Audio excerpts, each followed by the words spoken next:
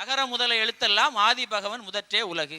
அகர முதல எழுத்தெல்லாம் ஆதி பகவன் முதற்றே உலகு என்ற பாட்டுக்கு பொருள் வந்து ஆனா ஆவணா அப்படிங்கிற எழுத்து தான் தமிழ் மொழியினுடைய முதல் எழுத்து. அது எப்படி தமிழ் மொழிக்கு அந்த எழுத்து எப்படி முக்கியமானதோ அதே மாதிரி ஒவ்வொருவருடைய வாழ்க்கைக்கும் ஆதி பகவன் அப்படின்னு சொல்லி அவர் தன்னுடைய தாயையும் தந்தையும் நினைத்து ஆதியாகவும் பகவனாகவும் நினைத்து தாயும் தந்தையும் முக்கியம், எழுத்தும் பெற்றோர்களும் ஒரு மனிதனுக்கு முக்கியம் அப்படிங்கிற அர்த்தத்தில் அந்த குறளை எழுதியிருக்காருன்னு நான் நினைக்கிறேன். நீங்க நினைக்கிறீங்க சரி, ஆனா நான் என்ன நினைக்கிறேன், ஆதி பகவன் என்ற அந்த அகரம் எழுத்துக்களுக்கு முதன்மையானது போல உலகிற்கு ஆதி பகவன் முக்கியம் அப்படின்னு சொல்றேன். அது ஆதி பகவன்னா கடவுள் என்ற வார்த்தையில் முக்கியம்னு சொல்றேன். அது உதாரணமா என்ன சொல்றேன்னா 1330 குறள் அவர் எழுதியிருக்காரு. இதுல கடவுள் வாழ்த்து என்ற அதிகாரத்துல முதல்ல இந்த குறளை வைக்கிறார்.